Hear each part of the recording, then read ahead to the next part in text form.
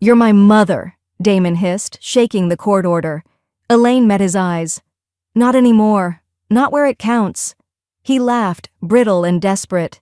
"You think this piece of paper undoes blood?" She handed him the second envelope. "It undoes silence." Across the yard, Margaret watched, stone still, like she'd seen this ruin coming. And for the first time, Damon realized he hadn't just lost the money, he'd lost the woman who once loved him most. "Wait, before we go any further, I gotta ask, where are you watching from?" Drop it in the comments and don't forget to subscribe. The envelope was cream-colored, creased at the corners, and sat beneath a stack of junk mail on the hallway table. Unforwarded, unopened, and entirely forgotten until Elaine saw his name, Damon C. Wells. She gasped softly. A week too late. The sunlight slanted through the narrow window above the front door, catching the gold in the embossed return address, Wexley and Hartman Financial. Elaine picked it up with a tremble in her hand, like it might burn her fingers. It hadn't even crossed her mind, not with the pharmacy mix-up, the flat tire, and her aching hip. But excuses wouldn't matter. Not to Damon. She moved slowly to the kitchen, sat at the table, and reached for her phone. His number was still pinned at the top of her favorites. The call rang once, then twice. He picked up with a clipped breath. "Why now?" There was some mail," she began gently. "It looks like it's from that firm you—" "It was time-sensitive, Mom. Jesus." His voice sharpened like a blade. "Do you even know how long I've waited for this?" Elaine swallowed. I gave you one job, one. Forward my mail. That's it. I'm running a business, not babysitting someone who can't remember the damn mailbox." She bit down on the inside of her cheek, kept her tone level. "It was underneath—" "You know what? Forget it." He exhaled bitterly. "Why are you even still alive if you can't do something this simple?" Silence. He hung up. The air around her didn't move. The refrigerator hummed. A single leaf scraped the kitchen window outside, as if nature itself was too stunned to intervene. Elaine sat, phone limp in her palm, eyes unfocused. She didn't cry. Not then. Instead, she pushed herself slowly to her feet and walked to the drawer near the fridge, the one labeled "Wills and Receipts" in her late husband's shaky script, and placed the envelope carefully inside. She closed the drawer, turned the lock, and slipped the key into her apron pocket like a secret. But still, the words hung in the air like smoke. "Why are you even still alive?" The sound of wind chimes brought the memory. It had been 37 years since Charles died. Elaine had buried him under an overcast February sky while holding Damon's 6-year-old hand so tightly his fingers turned pale. The cemetery grass had bled through their shoes. She didn't cry then either. Not in front of her son. She remembered forcing her smile through the graveside eulogy, even though she couldn't feel her knees beneath her. "I'll raise him for both of us," she whispered to Charles's grave, voice raw with grief and fear. She worked 2 jobs, skipped meals so he could have seconds, missed doctor's appointments for his soccer games, never remarried, never complained. Now, at 73, that little boy had become the man who asked her why she hadn't already left this world. Elaine opened a box from the hall closet labeled Damon Keep. Inside, a finger-painted birthday card from 2nd grade. A note. "Mommy, you are the best. Circle yes or yes." A worn photo of him in a science fair ribbon, grinning gap-toothed. She sat on the carpet, pulled a pen from her sweater sleeve, and flipped the back of the photo. Then wrote, "You were the reason I survived. Why am I still alive? Because I thought you still needed me." She stared at the envelope one last time, still tucked inside the drawer. And for the first time she realized it wasn't just a mistake. It was a test, and she'd failed.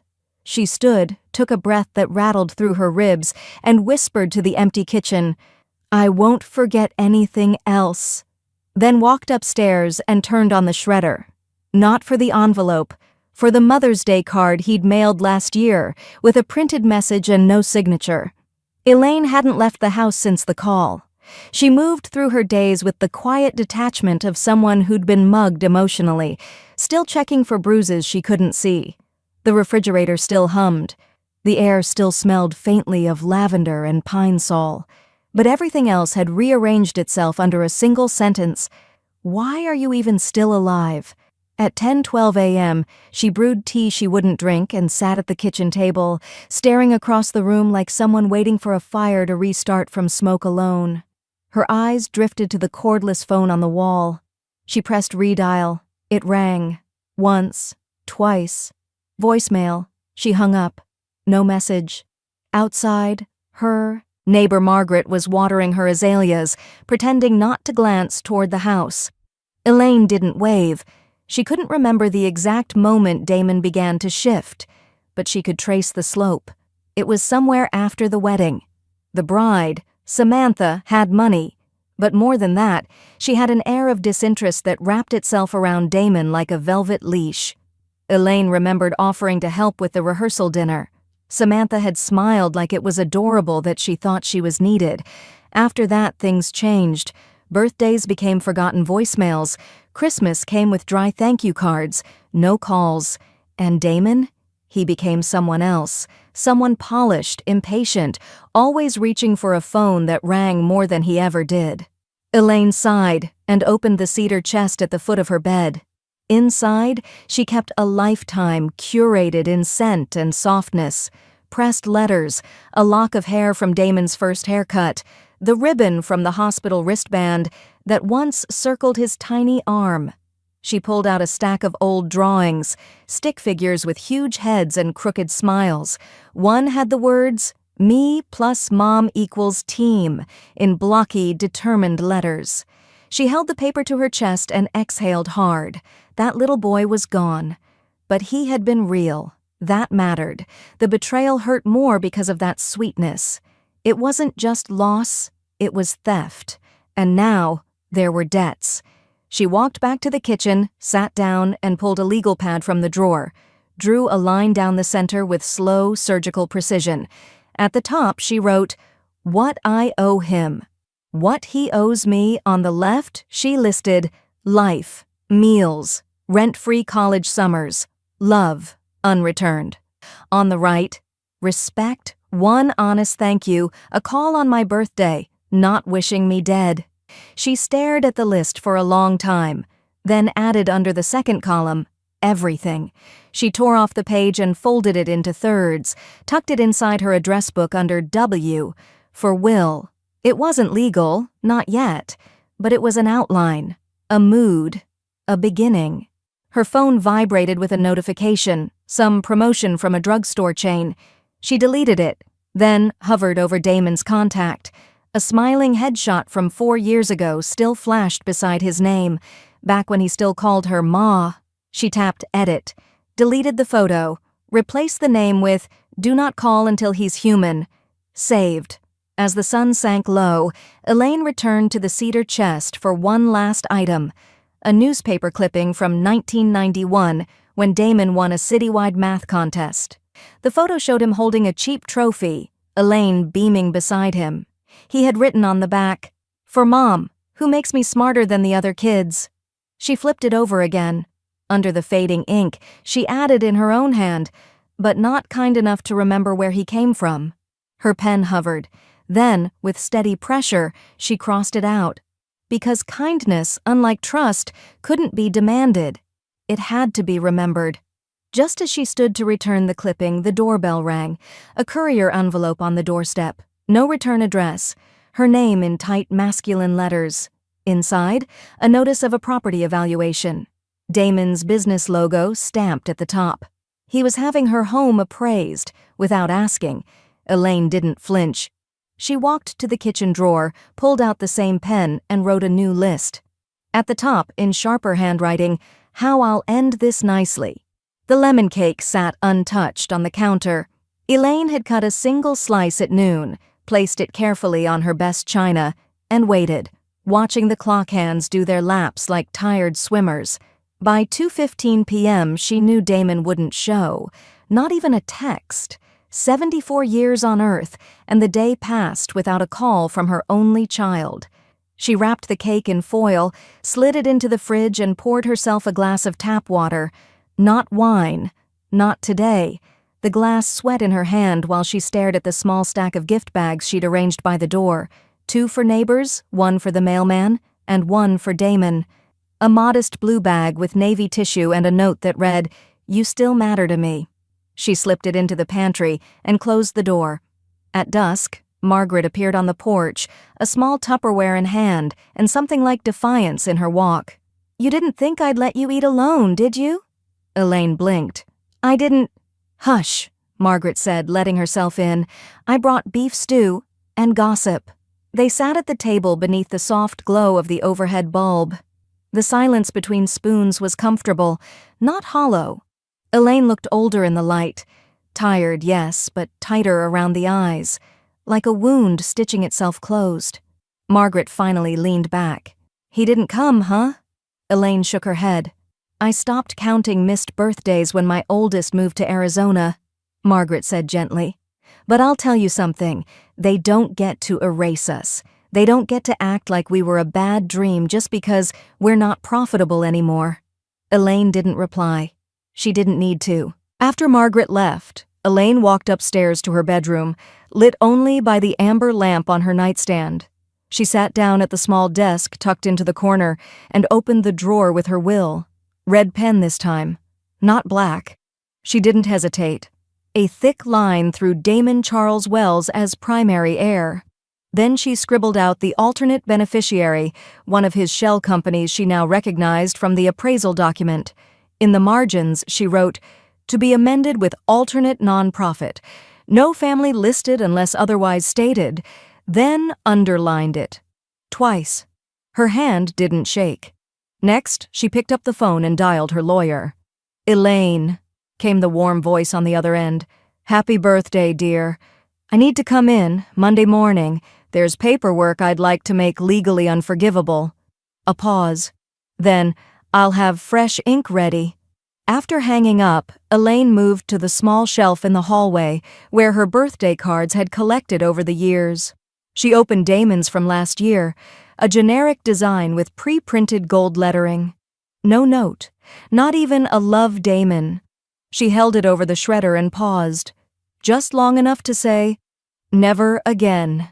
The motor hummed like a final judgment. She turned back to the kitchen, where the answering machine's light blinked red. One message. She pressed play. Damon's voice, slick, rehearsed. "Sorry I couldn't swing by. Sam booked us a last-minute dinner in the city. Hope you enjoyed your day. You still have that landline, huh?" Click. Elaine stood silently in the blue-gray kitchen light, staring at the counter where the slice of lemon cake had left a faint circle on the plate. She reached into the junk drawer and pulled out the envelope again, the original one, still unopened. She didn't open it now, either. Instead, she walked to the fireplace, set it inside, and struck a match. As the paper curled into blackness, she whispered aloud, "You forgot more than a birthday, Damon. You forgot who raised you." Then, without turning back, she walked into the next room, where the folder for beneficiary options sat waiting.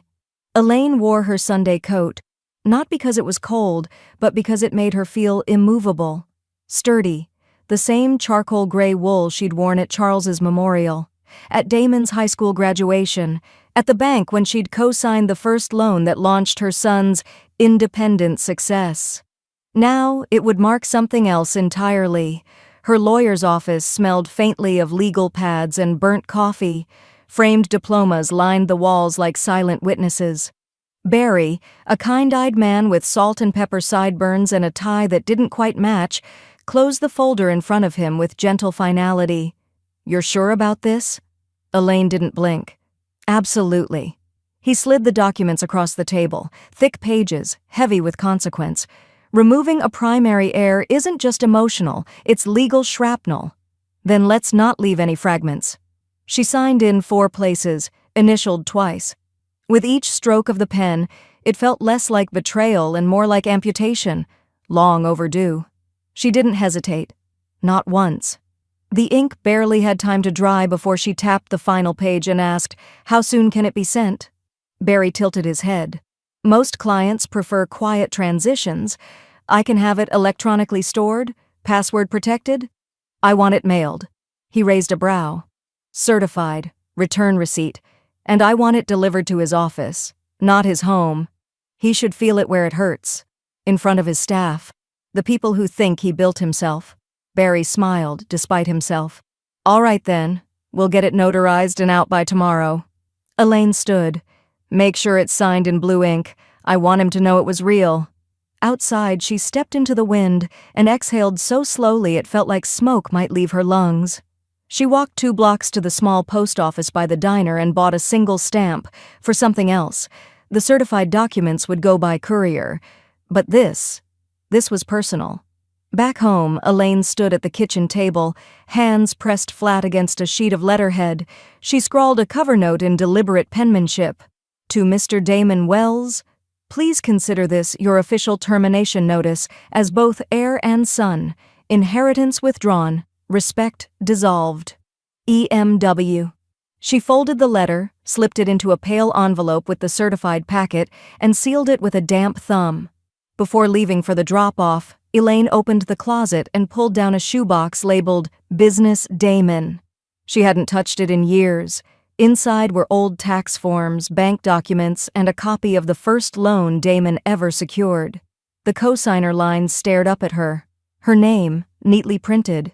He was 24, barely out of undergrad, and already talking about equity, profit margins, and quarterly burn rates.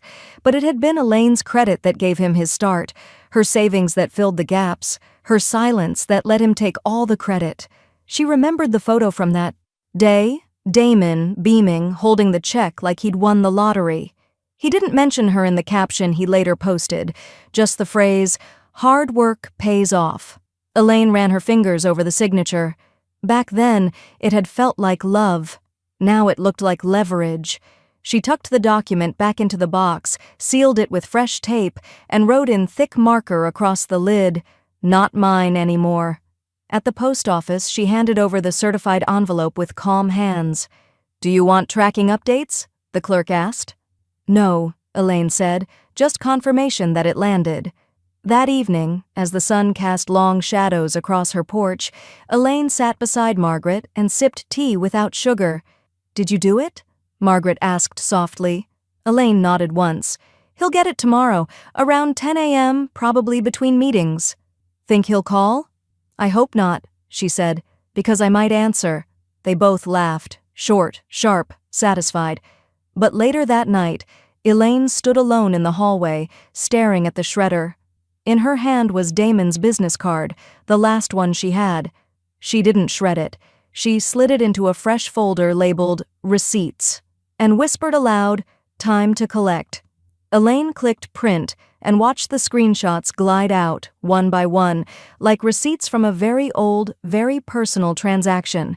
There he was, Damon, on a glossy white panel at some boutique investor conference last month, sitting beside tech bros in tight blazers, laughing too hard at his own joke.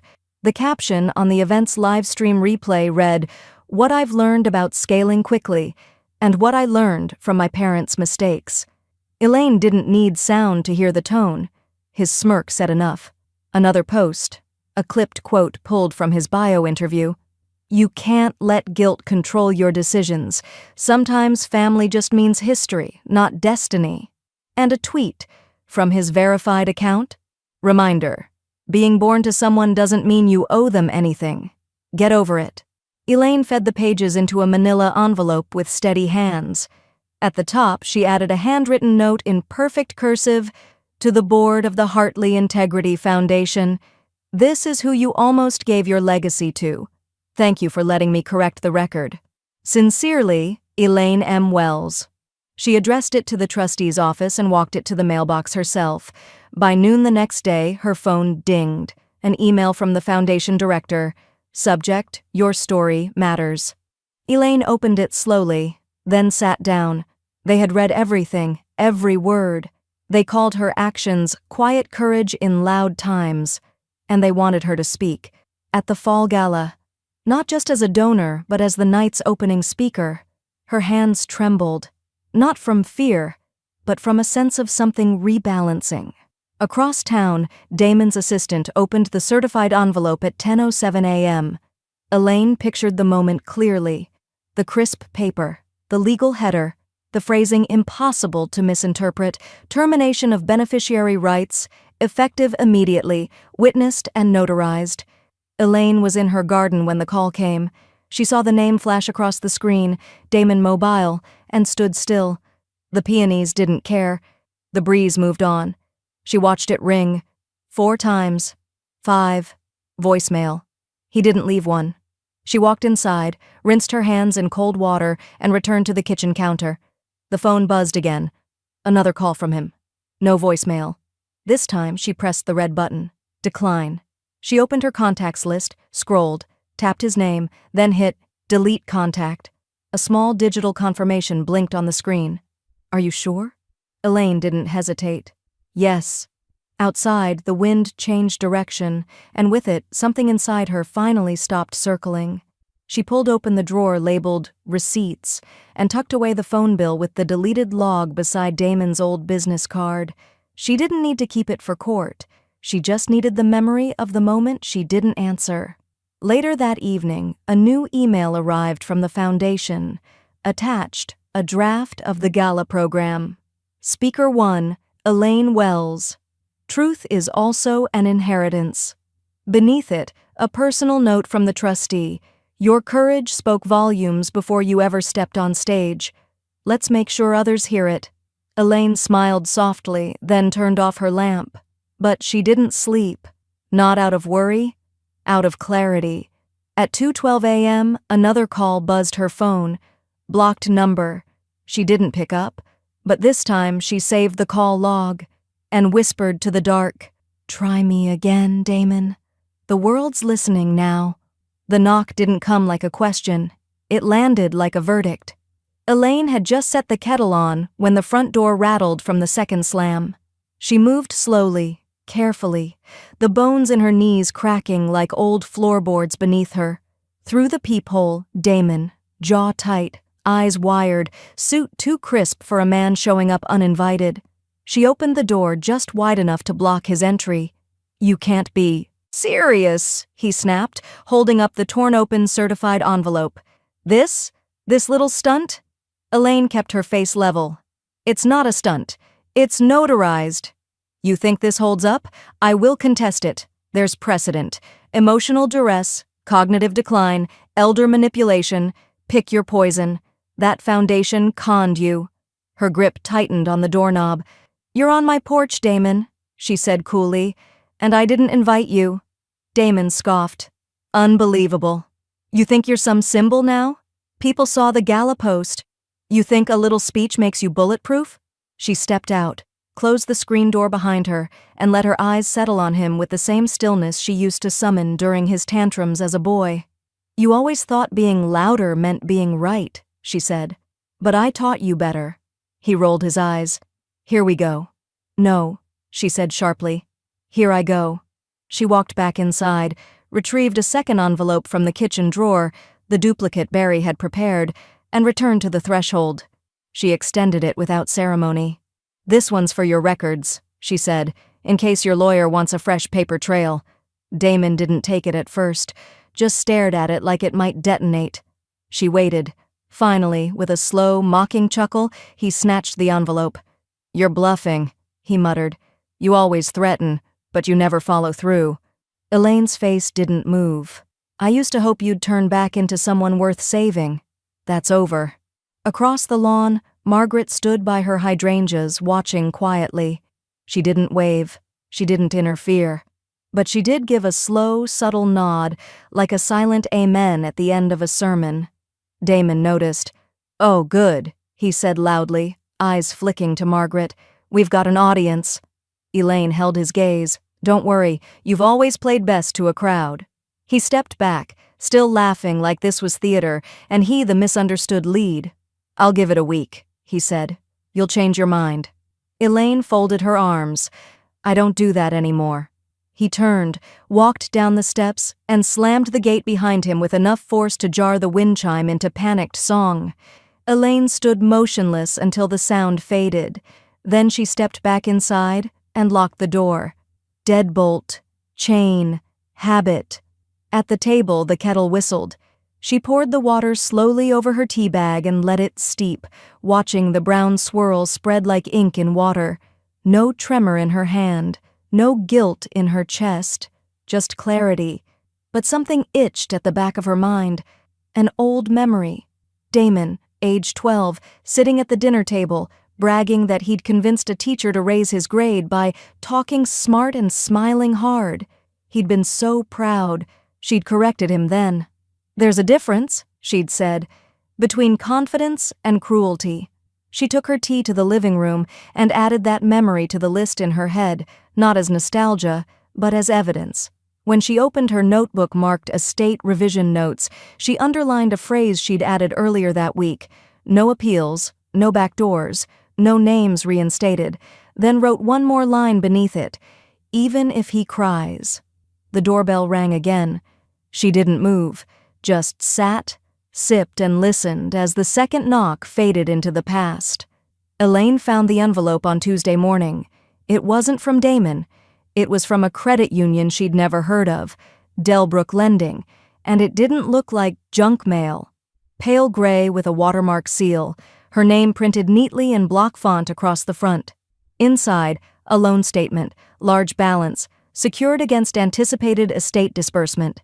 She sat down slowly. Her name was on the paperwork, not as borrower, as collateral. It took 2 readings before the tremble began, not in her hands, but her core. A slow, molten throb that started behind her ribs and moved outward like static beneath skin. She hadn't signed anything in years. She would have remembered. But Damon hadn't needed her to sign this time. He'd used her status, her assumed death, her legacy, a speculative inheritance forecast built into his pitch deck, clearly sold to private investors or boutique lenders. And the worst part? It had worked. Elaine stood, walked to the fireplace, and pulled the shoebox labeled Business, Damon, from the cabinet. She opened it again, this time with urgency, and sifted through every line item, every co-signature from the last 20 years. Something didn't add up. She needed help. 2 days later, Barry connected her with a forensic accountant named Lena Chang, sharp-eyed, soft-voiced, and 3 steps ahead of every red flag. They met in a conference room that smelled faintly of toner and coffee filters. Lena laid out her findings like a quiet storm. "You were used as silent collateral for at least 2 bridge loans," Lena said, tapping a red circle on the statement. "This one references your projected life insurance payout, which, by the way, he cannot legally claim." Elaine's throat felt tight. "And the other?"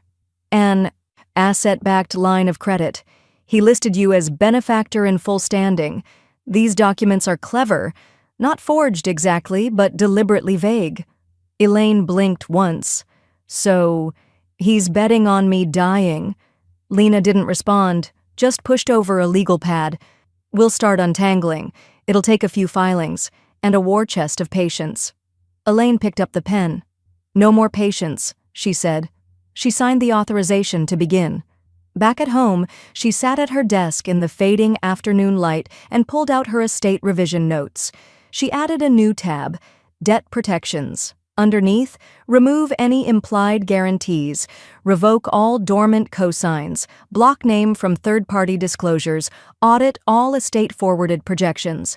Then she wrote one more line, underlined twice. "Make it legally exhausting to exploit me." Barry filed the motions that same week. A court petition to void Elaine's historic co-signatures and sever her legal identity from Damon's corporate documentation. The filing was technical, clean, and sharp enough to bleed without leaving fingerprints. It would take weeks, but the wheels had turned. That night, Margaret found her on the porch with a single candle lit and the day's mail in her lap. "He's leveraged everything," Elaine said quietly. "Even my obituary." Margaret sat beside her. "Then make sure you live long enough to outlast the paperwork." Elaine smiled thinly. "I'm just getting started." A car rolled by slowly. Black sedan, tinted windows. Elaine watched it pause at the end of the street, then continue without stopping. She didn't flinch. Instead, she reached into her folder and added one last note, scribbled in neat block letters. "If you want war, Damon, bring receipts." Then she clipped the folder shut and locked it. Elaine stepped onto the stage with quiet steadiness. Her heels echoed faintly against the polished floor of the ballroom, the microphone standing like a litmus test at center stage. Soft candlelight flickered against champagne flutes. Velvet drapes framed the event like a stage play, but this wasn't theater. It was testimony.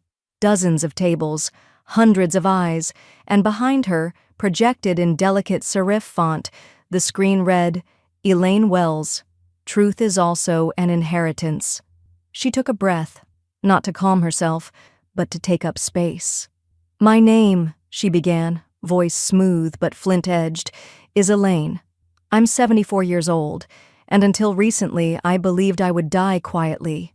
Like a lot of people my age, I was taught not to raise my voice, not to make things uncomfortable, especially for family." She paused. "Then one day my son asked me why I was still alive, because I had forgotten to forward his mail." The crowd stilled. Some gasped, others held their breath, afraid to make noise over hers. "I raised him by myself. I co-signed his first loan. I packed lunches and typed resumes and held back tears at every school drop-off, but none of that matters in a world where profit trumps presence. And silence is mistaken for consent." A small round of applause began, building until it rippled across the room. Elaine didn't smile. "Not yet. I realized," she continued, "that legacy isn't just what we leave behind. It's what we refuse to allow others to take while we're still standing." This time, when the applause swelled, she let it. Afterward, they didn't just thank her. They moved. By the end of the night, the Hartley Integrity Foundation had raised over $280,000, more than triple their goal. Strangers approached Elaine like old friends. One woman wept openly, another asked to record a podcast with her, and in the quiet back corner of the venue, the trustee leaned in and said, "We'd like to name our new library wing in your honor, the Elaine Wells Center for Advocacy and Preservation." Elaine simply said, "Only if the books outlive the applause." Back at home, 2 days later, a cream envelope arrived. No return address. Inside, a dinner invitation. Damon's handwriting, careful but clipped. "Let's start fresh. Just the two of us. No lawyers, no history." It arrived the same day a reporter from the Journal Sentinel called to request an interview for their Elder Courage series. Elaine made her choice quickly. She placed the invitation inside the old shoebox with his loan documents, sealed it shut again, and wrote across the lid, "Wishful thinking. Do not open." Then, without hesitation, she retrieved the small velvet box from her jewelry drawer, the one that held her wedding ring. It was simple, gold, faintly worn at the edges. Charles had bought it on layaway during his 3rd month as a steel worker. Elaine held it to her chest, then walked into the hallway, opened her desk drawer, and filled out the nonprofit's auction donation form. Item: 14-karat gold wedding ring. Note: for someone who still keeps their promises. She placed the ring inside a padded envelope, addressed it, and paused only once, long enough to whisper, "Let this be the last thing you use to build something." That evening, Margaret joined her on the porch again. "You look like you'd swallowed a spotlight up there," Margaret said, grinning. "I wasn't nervous," Elaine replied, sipping her tea. "I was angry. I just hid it under good posture." They both laughed, then fell into a warm hush. At midnight, her phone buzzed. Blocked number. She didn't answer. She opened her contacts again, typed a new entry, and left the name field blank. Just a number. Then wrote in the notes section, "If he tries to cry, record everything," and hit save. The ad ran in the Sunday Ledger, page 14 just above the classifieds. A full legal notice printed in fine serif, bordered in black. Public Declaration of Revised Estate. Elaine M. Wells. Legal Notice of Will and Beneficiary Amendment. No heirs listed, no family named. Just a clear statement of Elaine's wishes, witnessed and filed. It felt strange, seeing it in print. Something once whispered behind closed doors, now stapled to the town's breakfast table. But it felt right. By Tuesday, the story had spread. The Journal Sentinel ran a feature titled, "The Woman Who Took Her Name Back." The sidebar showed Elaine's photo from the gala. Shoulders back, chin slightly up, fire in her eyes. Below it, quotes from her speech circled in bold print. Readers flooded the comments with support. That same week, a manila envelope arrived at her door. No return address, but a floral stamp and shaky handwriting. Inside, 6 handwritten pages. The first line read, "My daughter hasn't spoken to me in 3 years. But you made me feel like I'm still someone." Elaine read it twice, then carefully tucked the letter into a new folder she labeled, "Responses Worth Keeping." They kept coming. Cards, notes, an origami dove from a boy who'd seen her clip on TikTok. One card was from a woman in Idaho who wrote, "You reminded me I have a right to be disappointed and to do something about it." Elaine didn't cry, not even when a bouquet of yellow mums arrived with a card that said, "For the mother I wish I had." Instead, she went to her desk and made one final adjustment to the will. At the bottom of the final page, just below the Hartley Foundation clause and Lily's pending trust fund, she added in crisp blue ink, "Any and all legal claims by Damon Charles Wells or affiliates are to be preemptively declined, nullified, and unchallenged.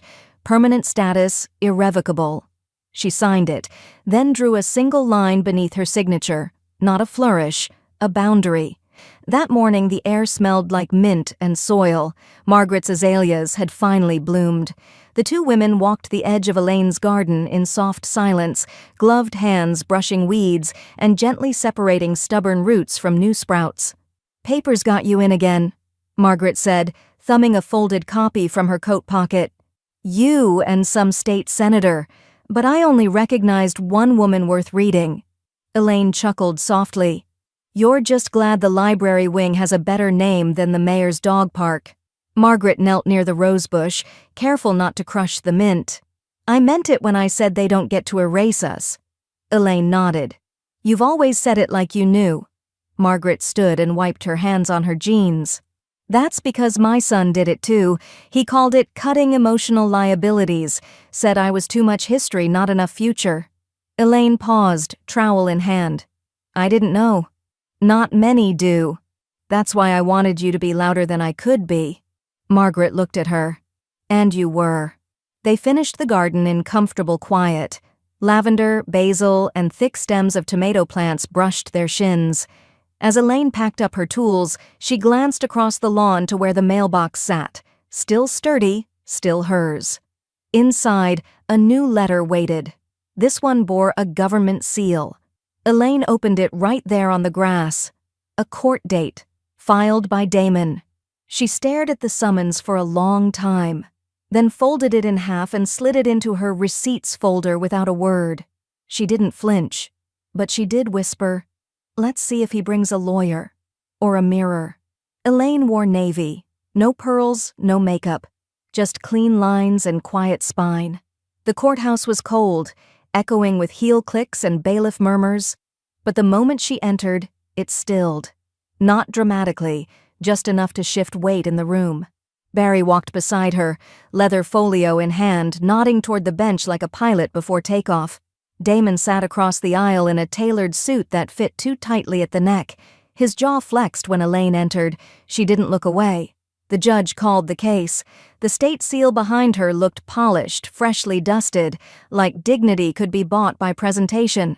Elaine's name echoed into the docket mic. And then the pages turned. Barry stood and spoke with composure sharp as glass.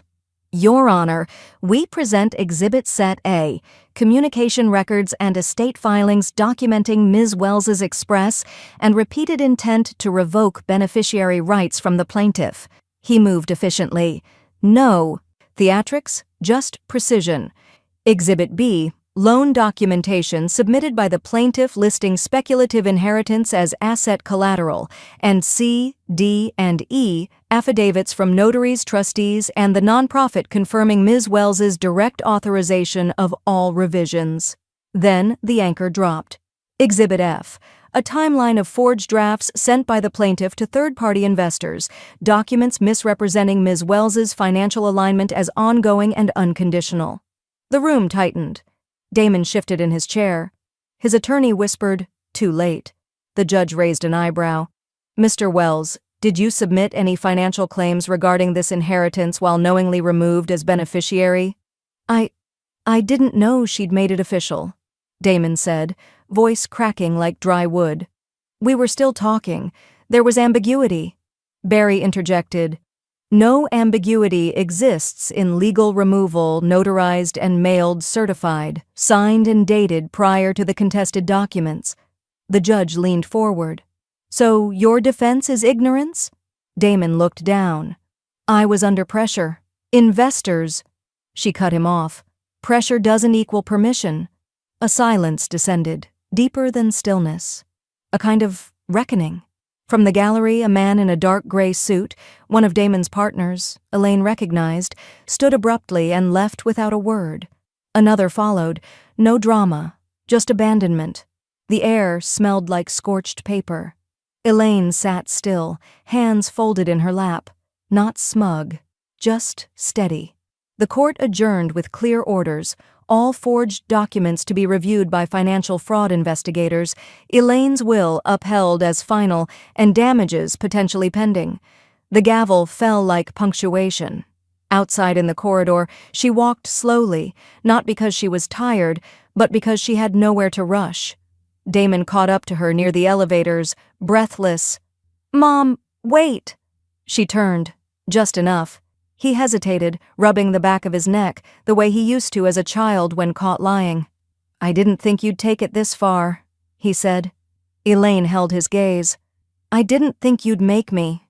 His face flickered, regret trying to mimic apology. "I'm sorry," he said flatly, "for whatever it's worth."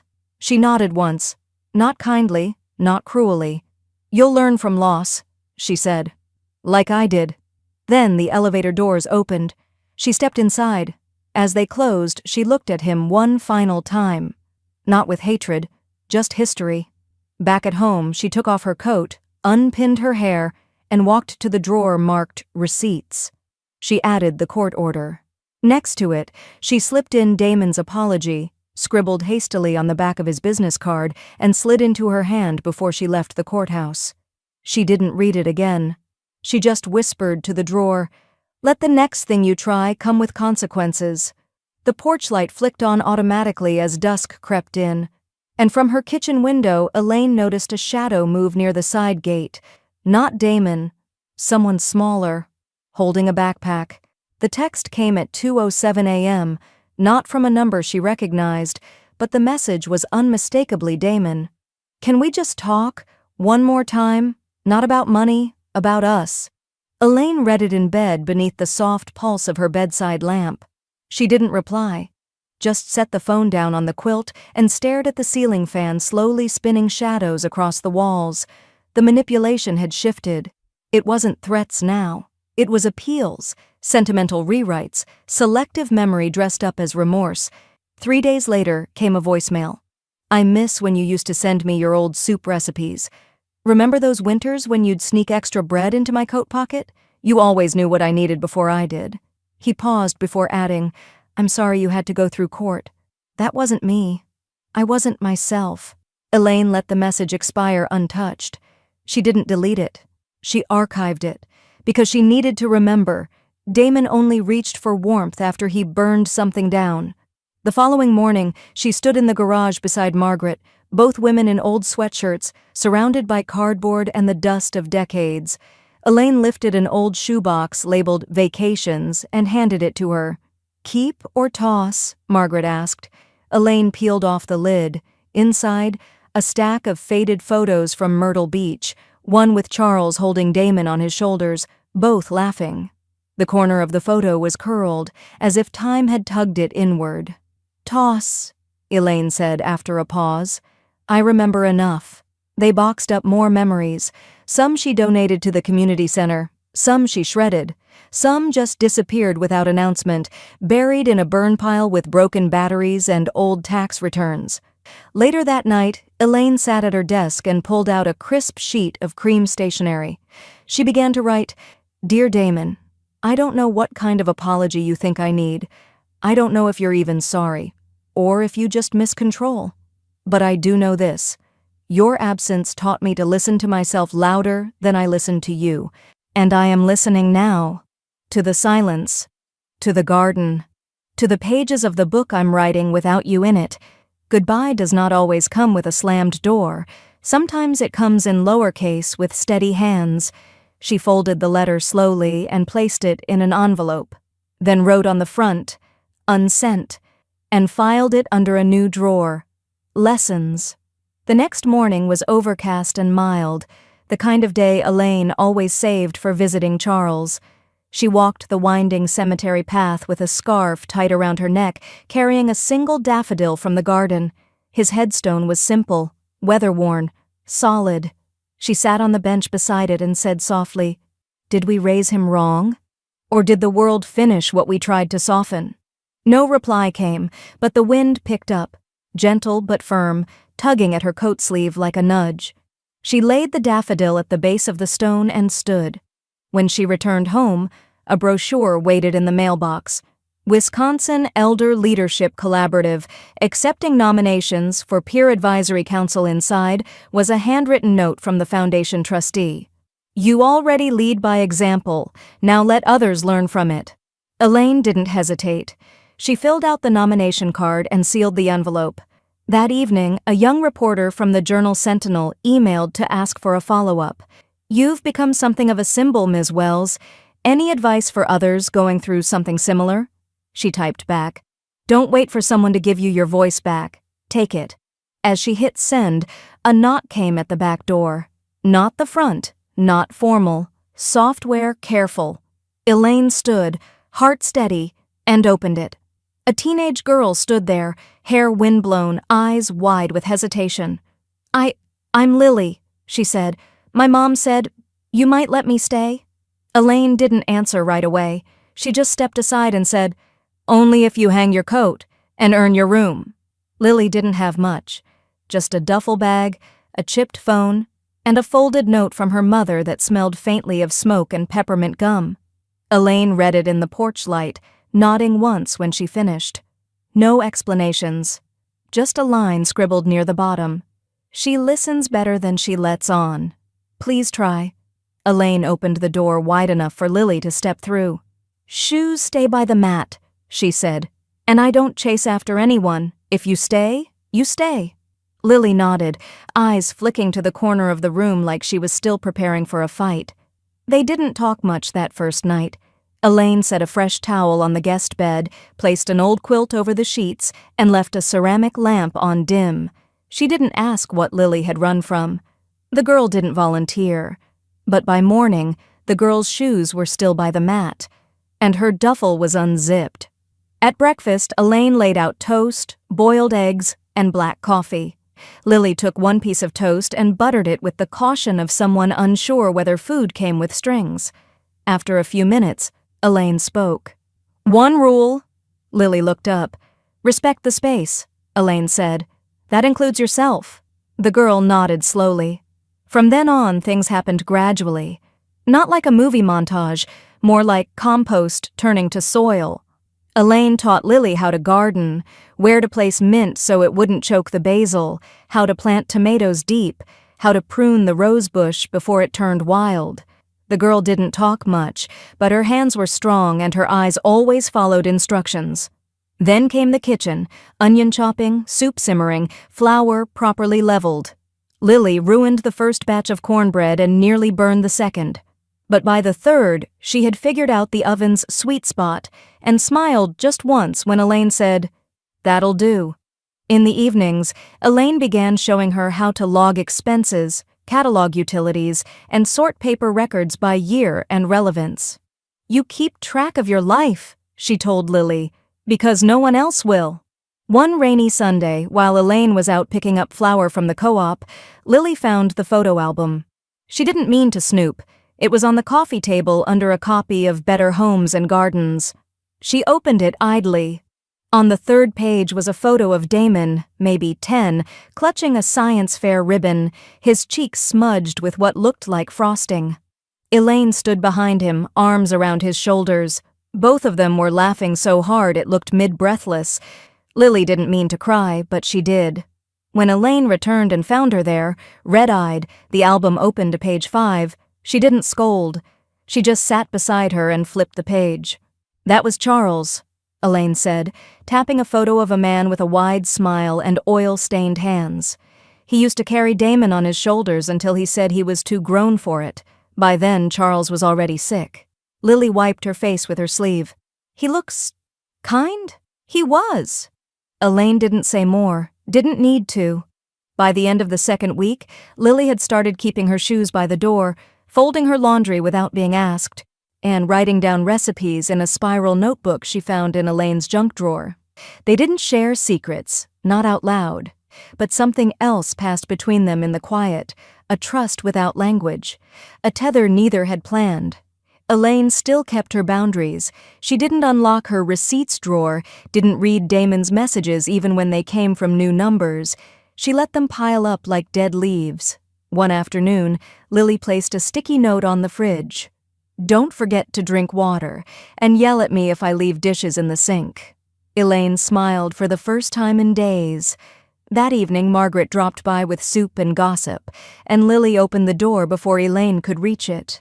"She lives here," Margaret whispered as they set the table. Elaine stirred the pot. "She's learning," she replied. "So am I."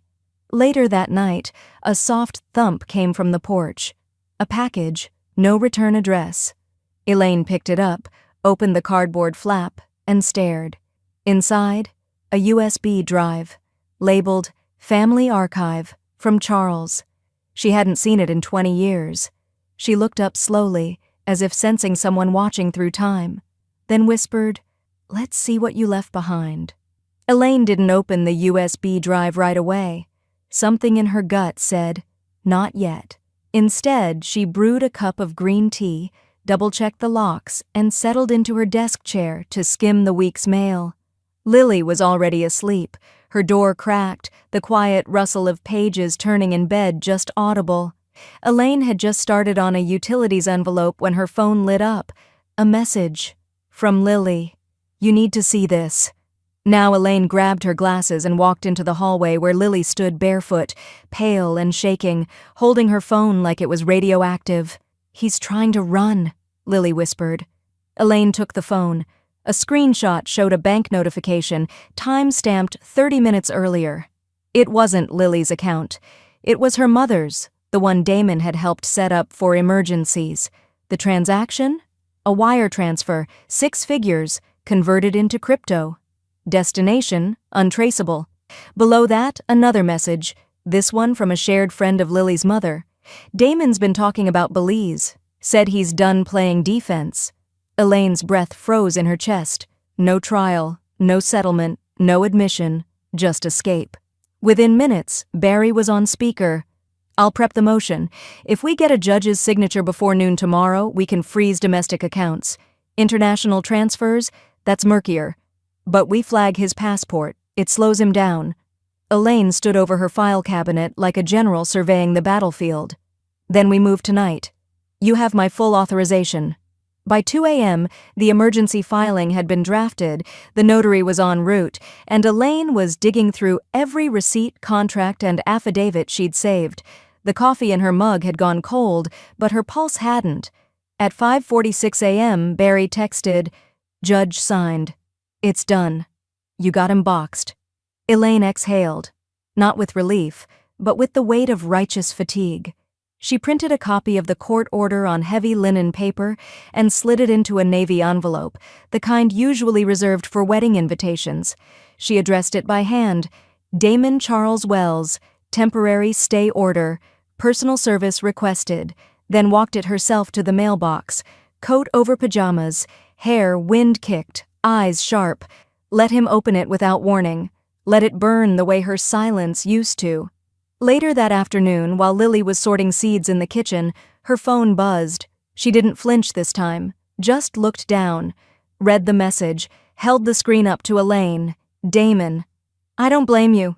You were always good at pretending to be loyal. Guess you found your next charity case. Does she even know who I am to you?" Lily tapped out a reply, short, precise, then deleted it instead of sending. Instead, she grabbed a pen, wrote a single word on a scrap of paper, and taped it to her phone. Number Elaine smiled. "That's a full sentence," she said. That night, Lily sat on the porch, headphones in, while Elaine finally opened the USB. The files were mostly video. Old Christmas mornings, Damon in footy pajamas, Charles singing off-key while Elaine stirred eggs on the stove. Another clip from the day Damon got into college, Elaine off-screen, laughing as he ran laps around the kitchen. She paused one video midway through. The screen froze on a single frame. Damon, arms open wide, sprinting into her hug. Frozen joy. Elaine reached up and closed the laptop slowly. She didn't cry, she didn't smile, but she did speak aloud. Don't you dare try to run from the story you wrote. At 8:03 p.m., a final alert hit her phone. Customs alert. Flagged individual. Departure attempt. Delayed. Elaine took a pen and added a new note to her folder titled Final Responses. Chapter closed, but not yet ended. She looked out the window. Lily was asleep in the armchair, an old quilt around her shoulders. Then the porch light flickered. Another knock. No urgency. No drama. Just 3 soft taps. Elaine stood, heart steady, and opened the door. The porch door clicked shut behind Elaine as she stepped out into the gold-washed morning. Dew still clung to the grass, and the mailbox cast a long, quiet shadow against the curb. In her hand, a slim navy envelope, identical to the one she'd used before, but heavier this time. Inside were 3 items. The first, a certified, irrevocable termination of inheritance, finalized, notarized, sealed under court review. The second, the full transfer of Elaine's remaining estate, her savings, stocks, the deed to her home, all redirected to the Hartley Foundation and Lily's educational trust. No loopholes, no signatures needed from anyone but her own. And the third, a letter, written on thick cotton paper in her clean, looping hand. To whom this no longer concerns, you once asked why I was still alive. This is my answer, not to serve you, not to silence myself, but to sign my name on something you'll never inherit. Legacy is earned, not assigned. Goodbye. EMW. She folded the letter with care, pressed the envelope flap down slowly, and tucked it into the mailbox with both hands. Then she locked it. For the first time in 50 years, she used the small silver key Charles had given her when they first moved in. She turned it until it clicked. Final. Ceremonial. No more room for return addresses. Elaine didn't check if the mail truck was near. She didn't care. Back on the porch, Margaret was already seated, a pitcher of lemonade sweating between them, 2 glasses fogged with ice. Lily had gone into town to return library books. The air was still, warm, full of unsaid things. Elaine sat down slowly. Margaret poured. They didn't toast exactly, just raised their glasses and drank. He got what he wanted, Elaine said, not bitter, not broken, just stating fact. No mother. Margaret leaned back in her chair. And you got what you needed. No leash. Elaine smiled. For once, no weight behind it. No irony. Just a slow, steady breath exhaled into a world she'd finally stopped apologizing to. The breeze nudged the edge of the tablecloth. A robin landed on the rail and pecked at nothing, then flew off again. Margaret refilled their glasses. You ever think he'll show up again? Elaine shook her head. If he does, she said, it won't be for me. The silence that followed wasn't hollow. It was whole. They watched the sun ease toward afternoon, their bodies still, their faces calm. Margaret reached over and gently touched the back of Elaine's hand. No words, no sentimentality, just presence. Later, when the shadows grew longer and Lily returned home with a new library card and a half-eaten granola bar, Elaine called her to the kitchen. From the drawer marked Final Responses, she pulled out a slim folder and handed it over. Trust documents, she said softly. You're not mine. But this? This part is. Lily stared at her. You're serious? Elaine nodded once. I am now.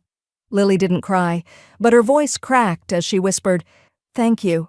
Elaine turned back to the counter, peeled a lemon and said, Just don't let it make you soft. That night, she sat on the porch one last time with a small radio, playing low jazz and the stars scattered like quiet punctuation above. She closed her eyes for a moment and whispered to herself, "Last chapter's written. One more to live." Inside, the lights glowed warm, the house no longer echoing. And far away, in a sleek downtown office, Damon opened the final envelope. Read the letter. And for the first time in his life, understood exactly what it meant to be disinherited, not from money, but from mercy. Elaine didn't expect mail that morning. The sky had just begun its stretch into spring blue, soft sunlight catching on the kitchen window pane. She was halfway through slicing strawberries when she heard the quiet metal sigh of the mailbox lid closing. Curious but unhurried, she wiped her hands, tied her robe a little tighter, and stepped out onto the porch. Inside the mailbox, a single envelope, cream-colored, no return address. The handwriting was tight, slanted, unfamiliar. She brought it inside and sat at the table, her tea still steaming. With a letter opener, a small brass one shaped like a feather, she sliced it clean. The note inside was simple, just a page, lined, no signature. "Dear Ms. Wells, I don't know you, but I read your story. I read how you stood up for yourself, even when everyone told you to sit down and be grateful. I was awful to my own mom last fall. Screamed at her for not co-signing a car loan. I said things I wish I could erase. Then I saw your face in the paper, and I shut my mouth. I wrote my mom a letter. I told her thank you. Your story didn't just end, it rewired something. You don't know me, but you saved something in me. Just someone listening." Elaine read the letter twice, then once more. She didn't cry, not exactly, but her eyes blinked slowly, as though giving memory.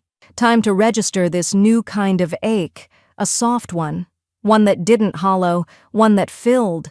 She folded the letter gently, placed it inside a new folder labeled Echoes, and whispered, "That'll do." 3 years later, the auditorium was packed, folding chairs in neat rows. Balloons in the school colors swayed gently along the railings. At the podium, Lily stood in a navy cap and gown, the gold tassel dancing just above her cheek as she adjusted the mic. Elaine sat in the front row, next to Margaret, her hands folded calmly in her lap. The trustee from Hartley sat 2 seats down. The mayor was there too, but Elaine didn't register them. She was watching Lily. The girl cleared her throat and looked out over the sea of expectant faces. "When I first came to Elaine Wells's porch, I didn't think anyone could want me. I was all edges and ash, but she didn't try to fix me. She taught me how to stand beside things without controlling them." She looked directly at Elaine, and she showed me what strength looks like when it's quiet and doesn't need permission. Applause swelled, but Lily raised a hand. "One last thing," she said. "This diploma is for my biological family, but this speech, this future, is for the woman who taught me legacy is not about blood, but about boundaries. And about who shows up when it's hard." Elaine smiled. This time she let the tears come. Not for the past, for the living present. That evening, the porch glowed with low amber light. Lily had gone to celebrate with friends. Margaret had gone home with a flask of lemonade and a wink. The house was still, content. Elaine stepped down the path to the mailbox, just as she had 100 times before. She opened it slowly. Empty. And for the first time, that emptiness didn't feel like absence. It felt like peace. She turned, the breeze brushing her sleeve. The house stood strong behind her.